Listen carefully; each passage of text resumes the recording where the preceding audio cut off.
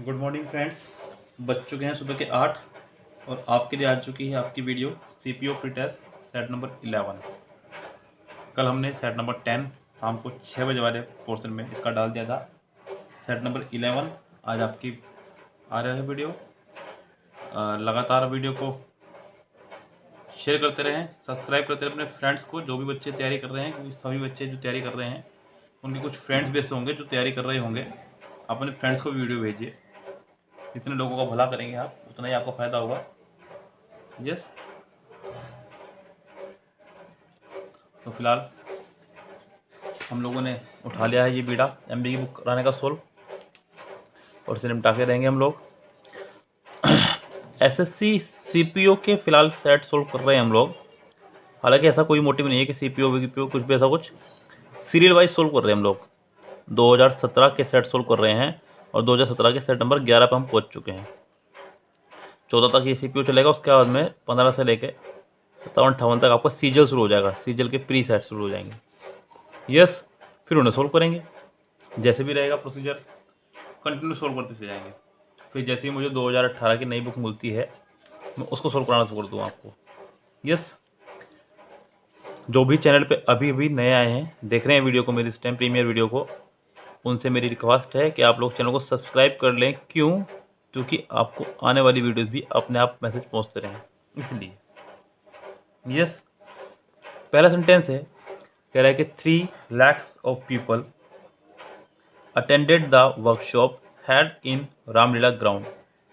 3 lakhs of people, यानी कि यहाँ पर कहना चाह रहा है कि 3 लाख लोग। तो यहाँ पे ऑफ यानी कि का, की, के का कोई भी सेंस ऑफ ह्यूमर नहीं है। यहाँ पे 3 lakhs पीपल ही काम चल जाएगा। अगर यहाँ पे 3 ना होता तो लैक्स ऑफ पीपल आप लगा सकते थे। देखिए, किसी नंबर से पहले अगर कोई आप, जैसे कि लाख है, करोड़ है, 1000 है, उससे पहले अगर आपने कोई फिक्स नंबर लगा दिया है, कोई न्यूमरल लगा दिया है, तो आपको उसके बाद में अब ऑफ लगाने की आवश्यकता नहीं पड़ेगी। यस, अगर ये ना होता तो आप ऐसे बोल सकते थे, lakhs of people, lakhs of people were present in the Ramlila ground, आप ऐसे बोल सकते थे। लेकिन फिलहाल आपको ये बोलने की आवश्यकता नहीं है। यहाँ पे खाली 3 लाख पीपल से काम चल जाएगा, ऑफ की आवश्यकता नहीं है। Next sentence, Aisha is among the few people in the office which did not blindly follow the path of others. Aisha is story चलिए आपके प्रेजेंट में, is among the few people, few लगता है आपका काउंटेबल के साथ में और पीपल आपका काउंटेबल ही है, तो few भी ठीक है यहाँ पे। उसके बाद में आप इस बात को भी जानने, एक चीज़ है, few, a few और द फ्यू, ये 3 वर्ड हैं आपके। इन तीनों को अच्छे से समझ लें आप। फ्यू का मतलब होता है ना के बराबर, यानी कि नेगेटिव सेंस में आता है ये। अब फ्यू का मतलब थोड़ा बहुत, और द फ्यू मतलब जो बचा सब कुछ, जो बचा सब कुछ। और इसके लिए खास बात ये भी है कि ये हमेशा कंपाउंड सेंटेंस में लगता है। किस में लगता है ये? कंपाउंड सेंटेंस में। सिंगल सेंटेंस में ये कभी नहीं लगेगा, तो ये हमेशा कंपाउंड सेंटेंस में लगता है, ये इसकी विशेषता है। यस, तो यहाँ पर सेंटेंस कंपाउंड ही है। एक सेंटेंस आगे आ रहा है, विच डिड नॉट ब्लाइंडली, लेकिन यहाँ एक प्रॉब्लम ये है कि विच के बाद डिड नहीं आएगा, क्योंकि स्टोरी प्रेजेंट में चली जाएगी। आपको यहाँ पर डू लगाना होगा, जिससे कि कहानी आपकी प्रेजेंट में ही रहे। अगर आप डिड लगाएंगे तो ये पास्ट में चला जाएगा, जो कि गलत हो जाएगा procedure. Next sentence, I would rather to die than beg. I would rather die than beg, rather के बाद टू का प्रयोग नहीं होगा। आई वुड रेदर जब इस तरह का सेंस आप इस्तेमाल करते हैं, वुड रेदर के बाद में आप टू का प्रयोग नहीं करेंगे। यस, देन आएगा, वो एक अलग बात है। Yes, I would rather die than beg, यानी कि मैं मर जाऊंगा लेकिन भीख नहीं मांगूंगा, ये कहना चाह रहा है वो। नेक्स्ट सेंटेंस, फोर्थ, कह रहा है कि Ankit can not succeed because he labours hard. Sentence छोटा सा है लेकिन गलतियों का भंडार। पहली गलती जो मेरी राय में है वो ये है कि कैन नॉट कभी भी अलग अलग नहीं लिखते। कैन नॉट कभी भी अलग अलग नहीं लिखते। कैन नॉट को अगर आपने ऐसे लिखा है तो ये गलत है, हमेशा इकट्ठा लिखते हैं। यहाँ उसने कैन नॉट को अलग अलग लिखा है। पहली मिस्टेक तो यही हो गई। दूसरी mistake, Ankit can not succeed. Ankit सफल नहीं हो सकता बिकॉज ही लेबर्स हार्ड, क्योंकि वो कठिन परिश्रम करता है। ये क्या बात हुई? कोई व्यक्ति कठिन परिश्रम करता है तो वो सफल ही नहीं हो सकता। कोई व्यक्ति कठिन परिश्रम करता है तो वो सफल हो सकता है। तो यहाँ से आप नोट हटा कर सेंटेंस को ठीक कर सकते हैं। Ankit can succeed because he labours hard, ऐसे आप सेंटेंस को ठीक कर सकते हैं नोट हटा करके। या फिर आप ऐसे ठीक कर सकते हैं अंकित कैन नॉट सक्सीड, आप सक्सीड को हटा करके फेल लगा लीजिए। क्या लगा लीजिए? Failed. Ankit can not failed, Ankit fail नहीं हो सकता। अंकित फेल नहीं हो सकता बिकॉज वो कठिन परिश्रम करता है। ऐसे करके ठीक कर सकते हैं। पहली गलती यहाँ नोट हटा करके, दूसरी गलती यहाँ फेल्ड लगा करके, तीसरी गलती भी देखते हैं। हालांकि चौथी गलती है ये, Ankit can not succeed because he does not labour hard. आप इसे ऐसा बना दीजिए, अंकित सफल नहीं हो सकता because he does not labour hard, वो कठिन परिश्रम नहीं करता है। तो पार्ट 4 हैं इसके, 1 2 3, चौथा तो है ही नहीं सिर्फ पूछे तो, और 4 गलतियाँ, 3 पार्ट में 4 गलतियाँ हैं। तो सेंटेंस आपको गलतियों का भंडार, इस पर रहेगा मुझे डाउट। ऑप्शन आप कोई सा भी लगा सकते हैं। अगर ये सेंटेंस एग्जाम का है तो कोई भी ऑप्शन लगाएं, आपको नंबर मिलेंगे। लेकिन मैं मानता हूँ कि शायद ये मिस्टेक प्रिंट वाले की है, मैं बुक की राइटर की भी मिस्टेक नहीं कहूँगा इसे, ये प्रिंटिंग मिस्टेक है। हो जाती है भाई, हमारे नोट छपते हैं तब ऐसी मिस्टेक भी हो जाती है। Fifth sentence, the teacher explained everything very clearly. कुछ है ही नहीं, टीचर के साथ सेकंड फॉर्म लगाई, एवरीथिंग आया, वेरी क्लियरली, बिल्कुल ठीक है सेंटेंस, नो एरर है। कुछ समझाने को है ही नहीं तो समझाऊँ क्या इसमें। नेक्स्ट सेंटेंस में चलते हैं। सबसे पहले ही सेंटेंस में मैंने आपको बताया था कि उसने कहा था 3 lakhs ऑफ पीपल। मैंने कहा था अगर 3 ना हो तो लैक्स ऑफ पीपल आप कह सकते हैं। उसी तरह से यहाँ पर आ गया हंड्रेड्स ऑफ, क्योंकि इससे पहले कोई फिक्स नंबर नहीं है तो हंड्रेड्स ऑफ हो सकता है। Dash have been used in the study of the past and of man's purpose. अब यहाँ देखना है कि आप क्या लगा सकते हैं यहाँ पर ऑप्शन के तौर पे। Hundreds of stories have been used in the study of the past, hundreds of tales, hundred of methods या मोशंस। यहाँ ज़्यादा अच्छा रहेगा कि आप, क्योंकि स्टडी को पढ़ाने के लिए कोई मेथड हुआ करता है, तो hundreds of methods have been used. Yes, जब भी सेंटेंस में कोई नंबर होगा जैसे कि 1000, लाख, करोड़, अगर ऐसा कोई नंबर हो और उनसे पहले कोई फिक्स नंबर हो, 2 3 4, कुछ भी ऐसा नंबर हो, तब तो लगाएंगे आप सिंगुलर वर्ब। क्या लगाएंगे? Singular verb.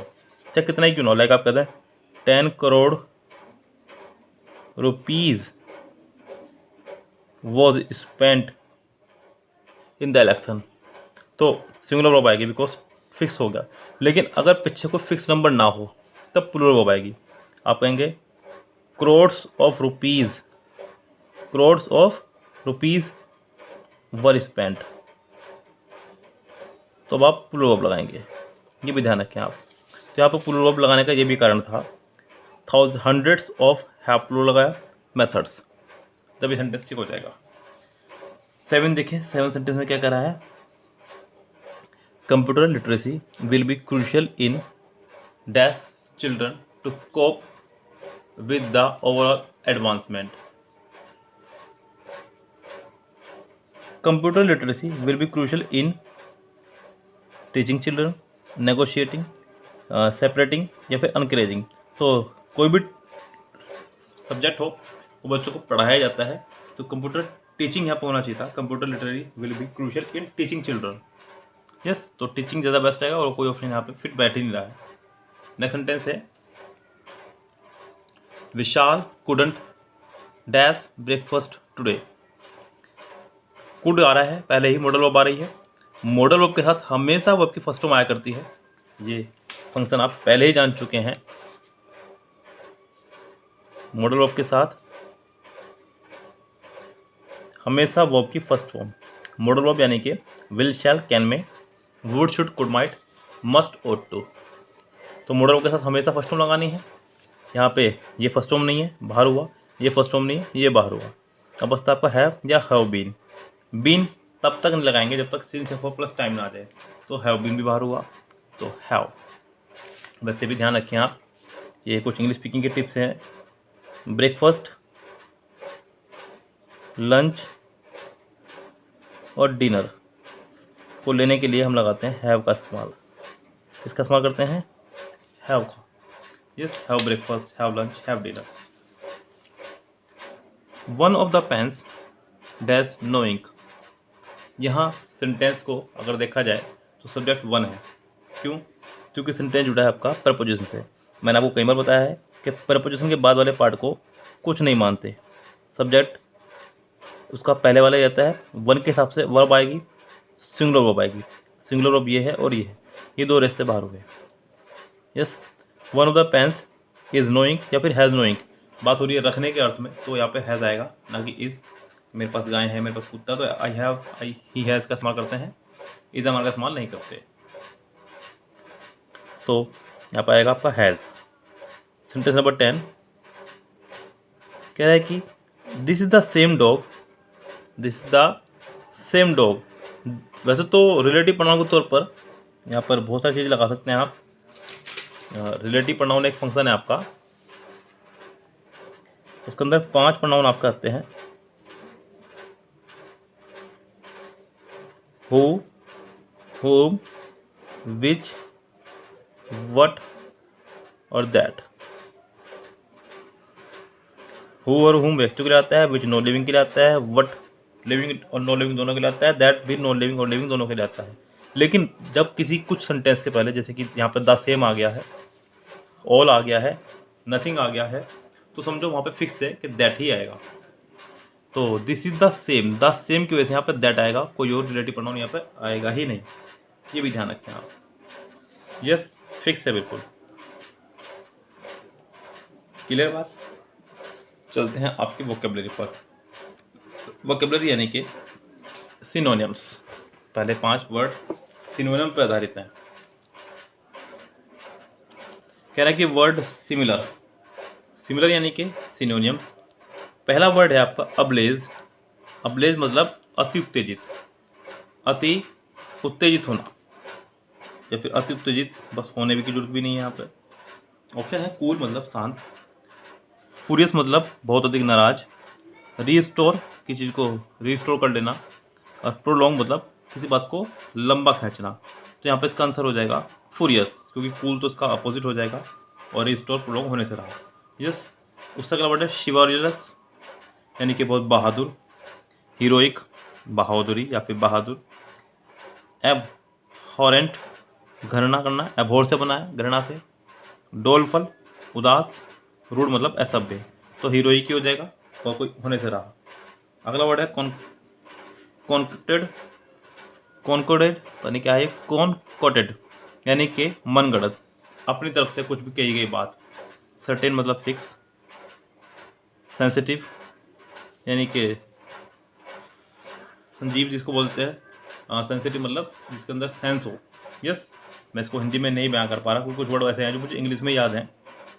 यस, उससे अगला वर्ड है आपका पैथेटिक दयनीय, और डबियस मतलब संदिग्ध, डबियस मतलब संदिग्ध। तो इसका आंसर हो जाना चाहिए मेरी राय में डी, क्योंकि कॉन्कोडेड का मतलब होता है आपका मनगढ़ंत, और संदिग्ध भी होगा आपका मनगढ़ंत ही करेगा, क्योंकि आपको डाउट है उस पर, इसलिए। गेम बॉल, गेम बॉल मतलब उछल कूद करना, गम भूल और उछल कूद कर, इसको ऐसा रख सकते हैं आप, गम भूल और उछल कूद कर।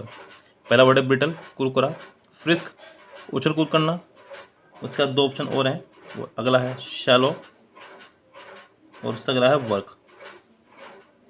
शैलो मतलब छिछला, ऊपरी तौर पर उभरा हुआ कुछ, और वर्क तो आप जानते ही हैं, तो इसका आंसर हो जाएगा बी फ्रिस्क। यस। अगला वर्ड है जंगल, झगड़ना। इसको याद रखोगे, जंगल में झगड़ना नहीं चाहिए। क्वाइट माने शांत, फ्लटर मतलब चापलूसी, डिसएग्री मतलब असहमति, और स्पॉन्जी मतलब झगड़ा। यस। तो वैसे यहाँ पे झगड़े से जुड़े हुए ऑप्शंस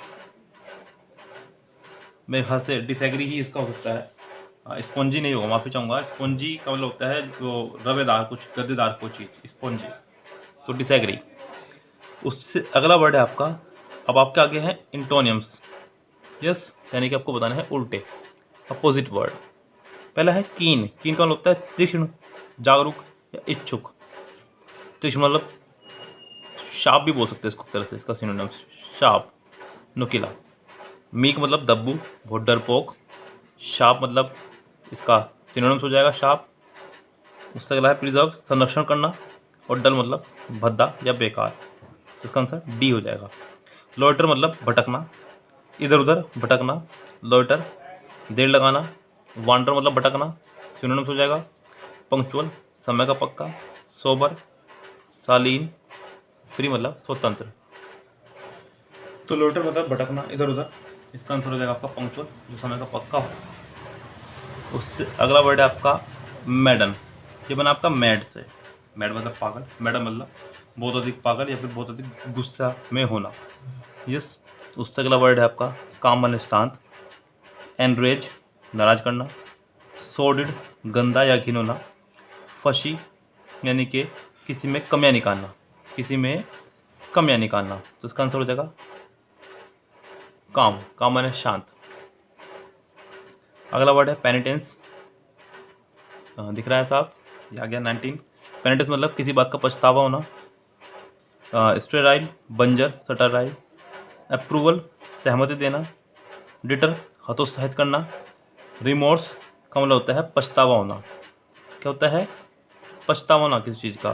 तो इसका ऑप्शन हो सकता है आपका सिर्फ अप्रूवल, सहमति। यस। उससे अगला वर्ड है आपका स्लैकन, किसी चीज़ को कम कर देना। तो इंक्रीज यानी कि बढ़ा देना। रिजॉइस मतलब आनंद, फिल्म से कमज़ोर। अबेट तीव्रता में कमी आना, इंक्रीज मतलब बढ़ाना। अगला ऑप्शन है आपके ईडियम्स। ईडियम्स की अलग से ही हम लोग वीडियो बना रहे हैं, डाल रहे हैं। कल नहीं डल पाई थी, लेकिन आज आपसे कुछ ही देर में, अभी तो आप ये वीडियो देख रहे हैं 8 बजे, 11 बजे आपको ईडियम की वीडियो मिल जाएगी। प्रीमियर शुरू हो जाएगा उसका 11 बजे। सही रहेगा, शांत रहेगा, देखते रहिएगा। ईडियम्स को बिल्कुल भी स्किप मत कीजिएगा और हल्के मत दीजिएगा। 5 मार्क्स आपको फ्री में दे के जाते हैं ईडियम्स। सिर्फ और सिर्फ एक बार रटना होता है, पढ़ना होता है। पढ़े पढ़ाई ईडियम्स में आ जाते हैं अक्सर। ऐसी बात नहीं कि बिल्कुल पढ़ा हुआ नहीं आता है, हल्के में रहना है। वोकेबलरी में मान लेता हूँ कि पढ़े भी नहीं आते, लेकिन ईडियम्स आ जाते हैं पढ़े गए, इसलिए आप पढ़े करें। पहला है अ डार्क हॉर्स, छुपा रुस्तम, यानी कि जिसके बारे में नहीं कहा जाता लास्ट तक भी कौन विजय होगा कौन नहीं विजय होगा। A competitor of unknown capabilities. All at sea, दुविधा में होना, कन्फ्यूज होना, completely confuse. 23rd bear up with. Bear up with मतलब बर्दाश्त करना, झेलना किसी को। तो इसका आंसर हो जाएगा आपका एंड्योर। यस। उससे अलावा आपका क्रिएचर कंफर्ट्स, यानी कि जिसको प्रकृति से ही कंफर्ट आनंद मिला हो। लग्जरीज। टू क्लियर द डेक्स, यानी कि अपनी सभी बाधाएं क्लियर करना। टू रिमूव ऑब्स्ट्रक्शन, बाधाएं क्लियर करना। ये तो से इजी पोर्शन। अब आ जाइए फिर से कॉमन पोर्शन पे ही, 26 से लेकर के 30 तक ग्रामेटिकली पोर्शन है। चलते हैं फिर से आपके साथ में। ये रहा पहला सेंटेंस।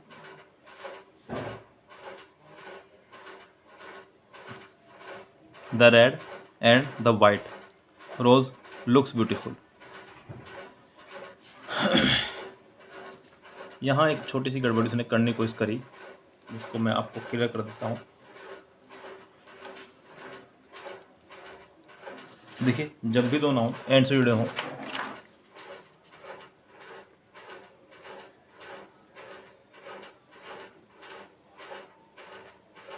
और दोनों में से अगर दोनों नाउन एंड से जुड़े हो सिंपल, तब तो लगाएंगे प्लूरल वर्ब। लेकिन अगर दो नाउन जुड़े हों एंड से, किससे जुड़े हों? एंड से, और दोनों में से पहले वाले से पहले कोई डिटरमाइनर हो, डिटरमाइनर मतलब a an the each every either neither then anyone someone anybody nobody somebody, ऐसा कुछ भी एक डिटरमाइनर हो तब लगाएंगे आप सिंगुलर वर्ब। क्या लगाएंगे? Singular verb. लेकिन अगर दोनों से ही पहले हो आपका कोई डिटरमाइनर, नाउन और नाउन दोनों से पहले ही कोई डिटरमाइनर हो तब भी लगाएंगे आप प्लूरल वर्ब। क्या लगाएंगे? Plural verb. The red and the white rose looks beautiful. अब यहाँ गड़बड़ी क्या है? वैसे तो वर्ब की प्लूरल होनी चाहिए अगर मैं इसके हिसाब से देखूँ तो, लेकिन आपको सिर्फ और सिर्फ करना है ठीक ब्रैकेट पार्ट ठीक करना है, क्योंकि अगर ये दो हैं, मैंने कहा अगर दोनों से ही पहले डिटरमाइनर हो तो उनको दो माना जाएगा, एक और एक दो। तो अगर ये दो हैं तो नॉर्मली तो प्लूरल हो जाएगा ना, the red and the white rose नहीं रोजेस होना चाहिए था फिर तो, तभी तो प्लूरल लगाएंगे आप। लेकिन आपको ब्रैकेट पार्ट सोल्व करना है, इसलिए आप इसका द हटा दीजिए। क्या हटा दीजिए आप? इसका द हटा दीजिए, ये सिंगुलर हो जाएगा। द रेड एंड वाइट रोज, इसका मतलब कोई एक रोज है जो कि रेड और वाइट दोनों कलर का है। द रेड एंड वाइट रोज, इसका आंसर ए हो जाएगा। द रेड एंड वाइट रोज समझ में आ गया आपकी? अगर नहीं समझ में आ गया है तो मुझे इसके कमेंट बॉक्स में, लाइव कमेंट में नहीं, कमेंट बॉक्स में मुझे मैसेज कीजिएगा, मैं एक छोटा सा फिर से आपको समझा दूंगा इसको। I have seen him last year, sentence का आखिरी में है लास्ट। जब भी किसी सेंटेंस के लास्ट में लास्ट, प्रीवियस, एगो, yesterday, in plus past time हो तो सेंटेंस बनता है आपका वर्ब की सेकंड फॉर्म में, यानी कि पास्ट इंडेफिनिट में। कैसे बनता है सेंटेंस पास्ट इंडेफिनिट में? I saw him last year, second form बनेगा। शशांक अपील टू द जज for his release from jail. Shashank ने अपील की जज से अपनी रिहाई की जेल से रिहा होने की। तो बिल्कुल ठीक है सेंटेंस, कोई प्रॉब्लम नहीं है यहाँ पे। फॉर हिज रिलीज ठीक है, कोई दिक्कत नहीं है। नेक्स्ट सेंटेंस पे चलते हैं। Rohan has no acquaintance from Saurabh.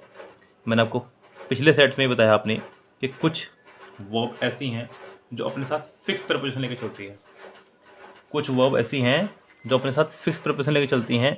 उन्हीं में से आपकी एक है एक्वेंटेंस भी, इसके साथ हमेशा आता है विद, इसका होता है परिचय, जान पहचान, यस इंट्रोडक्शन। तो इसके साथ विद आएगा, यहाँ फ्रॉम नहीं आएगा, विद आएगा, फिक्स है। इसको अपनी कॉपी में लिख लें जहाँ भी आप नोट्स बना रहे हैं बच्चे, एक्वेंटेंस विद फिक्स है। His mother has been ill for 5 days एगो, यहाँ एगो आया है, 5 days एगो मतलब 5 दिन पहले, तो ये फिक्स हो गए। अगर केवल 5 days होता, अगर ओनली यहाँ पर होता 5 days तो ये अनफिक्स था। लेकिन जब उसने कह दिया एगो तो मतलब 5 दिन पहले, यानी कि आज से 5 दिन पहले, तो ये हो गया पॉइंट ऑफ टाइम। क्या हो गया आपका? ये पॉइंट ऑफ टाइम यानी कि निश्चित समय। अब इसके साथ आपको सिंस लगाना होगा, फॉर नहीं, तो यहाँ पे फॉर की जगह सिंस आ जाएगा, क्योंकि पॉइंट ऑफ टाइम यानी कि निश्चित समय के लिए लगता है सिंस, और पीरियड ऑफ टाइम यानी कि अनिश्चित समय के लिए लगता है आपका फॉर। निश्चित समय जैसे कि since 2 o'clock, since morning, since evening, since 1990, since Monday, या फिर एगो जिस तरह से आ गया ये, यस्टरडे, टुमारो, इस तरह से। फॉर मतलब for 2 days, for 3 days, for 5 days, yes for years, for many years, इस तरह से तब आप लगाते हैं फॉर का इस्तेमाल। वन वर्ड सब्स्टिट्यूशन 5 आ चुके हैं। पहला वर्ड है शेमलेसली, रूड, जो बहुत रूड हो, शेमलेसली, जिसको बुढ़ापे में शर्म ना हो। पहला वर्ड है इम्बेकाइल, मूर्ख, यस, या अल्पबुद्धि। इम्पुडेंट यानी कि ढीठ या निर्लज, जिसके अंदर शर्म है बिल्कुल ना हो। इनफॉलिबल, जिसे कभी गलती ना करता हो, सॉरी।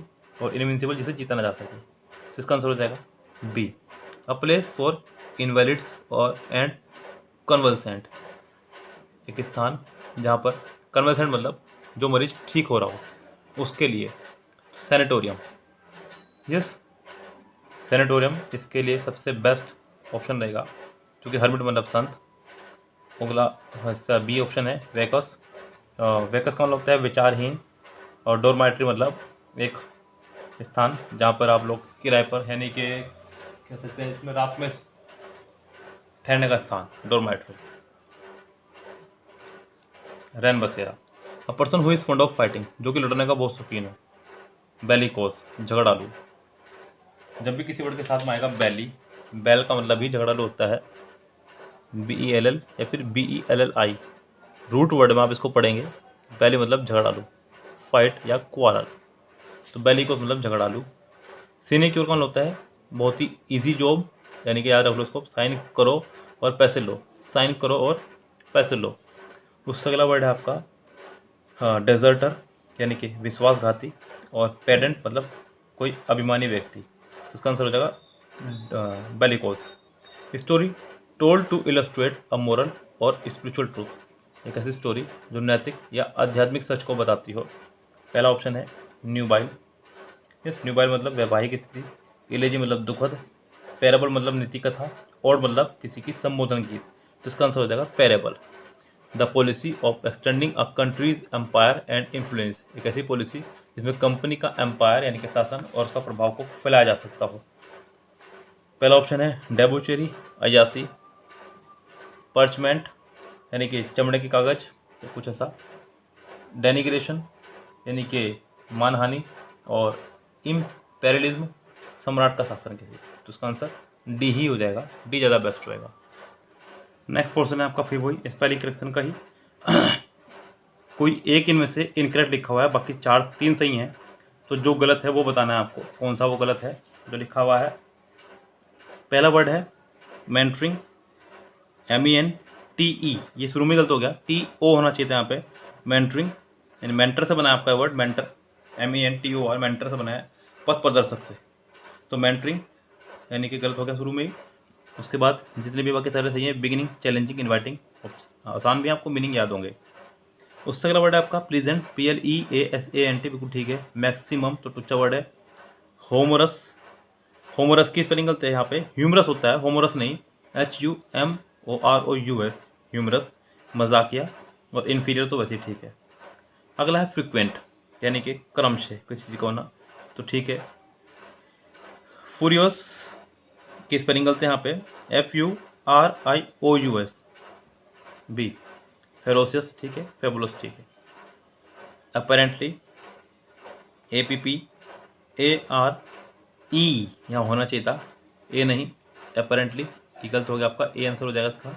आंसर बताते चलूँ या फिर आपने लगा लिया होगा तो बुक पे निशान लग जाएगा मेरी, आप लोग अपने निशान लगाते चले जाएँ। अपेरेंटली यानी कि ए इसका गलत है।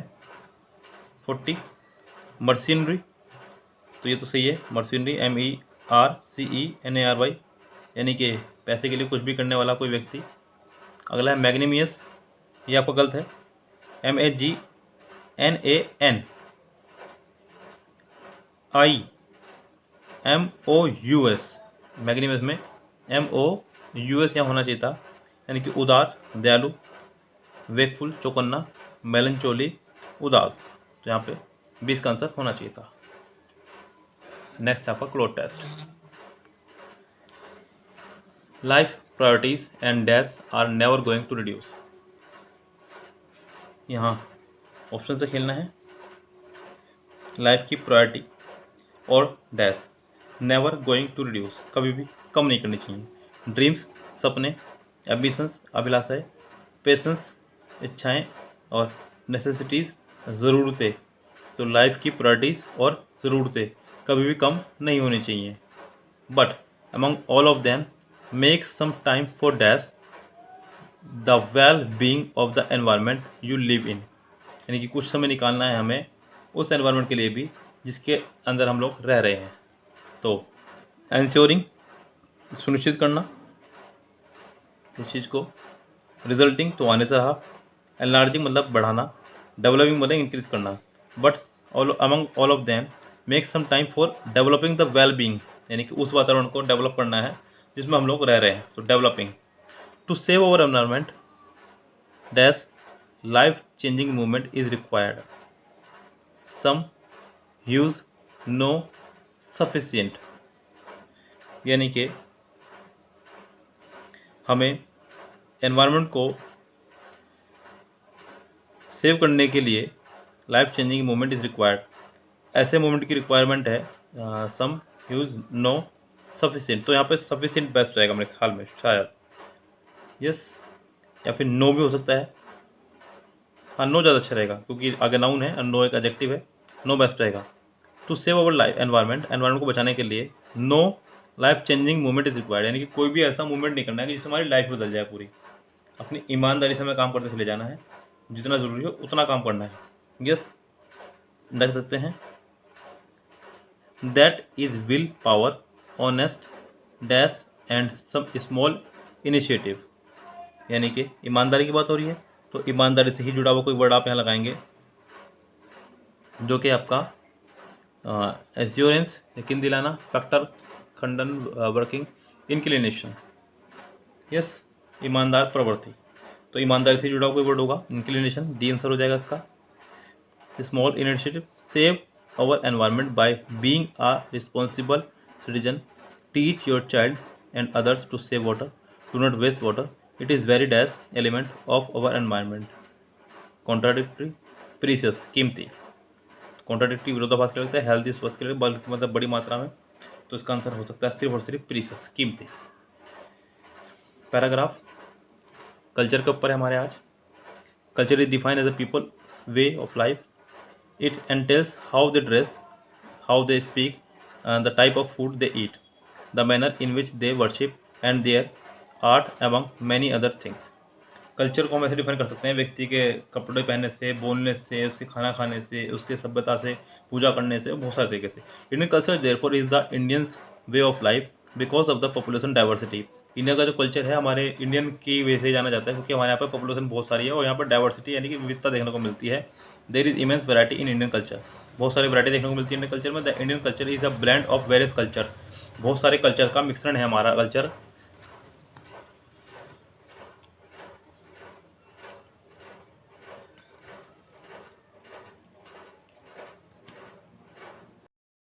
Belonging to a diverse religion, caste, region, follow their own tradition and culture, जो अपने संबंध रखते हैं डाइवर्स रिलीजन से, अलग अलग प्रकार के रिलीजन से, जाति से, धर्म से, क्षेत्रों से, लेकिन फिर भी संस्कृति और सभ्यता को फॉलो करते हैं। Indian culture is one of the oldest culture in the world, संसार का सबसे पुराना कल्चर में से एक है। India had an urban civilization even during the Bronze Age, कांस्य युग में भी हमारी सभ्यता बहुत शहरी सभ्यता थी।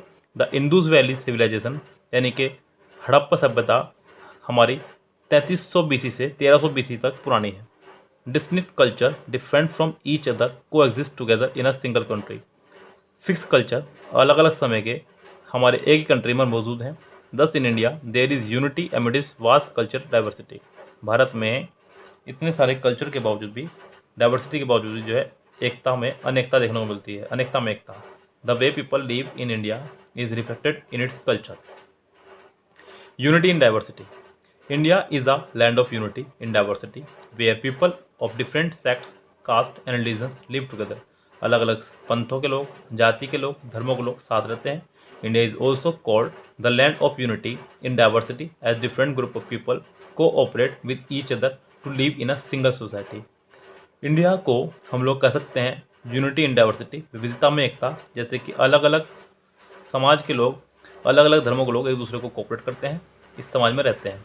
Unity in diversity has also become the strength of India, इतनी विविधता होने के बावजूद भी एकता देखने को मिलती है, ये भी भारत की एक बहुत बड़ी पावर है। सेक्युलरिज्म, समानतावाद, यानी कि सबके साथ समान व्यवहार। The word secularism means equality, impartiality. Secularism का मतलब है समानता और अपक्षपात इत्यादि, टूवर्ड्स ऑल रिलीजन, सभी धर्मों के प्रति। India is a secular country which means equal treatment of all the religious present in India, जितने भी रिलीजन है सभी धर्मों के लिए समान व्यवहार। ट्रेडिशन, संस्कृति या सभ्यता। Tradition, culture, values, gestures. Touching feet of elders, बड़ों के पैर छूना। Indian tradition has rich cultural values. In India younger show great respect to their elders, बच्चे यानी कि छोटे बड़ों के प्रति बहुत सम्मान दिखाते हैं। They touch the feet of their elders daily after waking up, सुबह उठने के तुरंत बाद वो पैर छूते हैं। And specially on the festive occasion और before starting an important work, किसी त्यौहार पर या फिर किसी महत्वपूर्ण कार्य को करने से पहले भी वो पैर छूते हैं। नमस्ते। नमस्ते, द जेस्चर ऑफ नमस्ते greeting is also part of Indian culture, ये भी भारतीय संस्कृति का एक अहम हिस्सा है। People greet each other by saying नमस्ते वाइल जॉइनिंग देयर हेड, एक दूसरे को नमस्ते बोलते हैं हाथ जोड़ करके। नमस्ते मीन्स हेलो, नमस्ते का मतलब है hello. Also read the meaning of namaste here.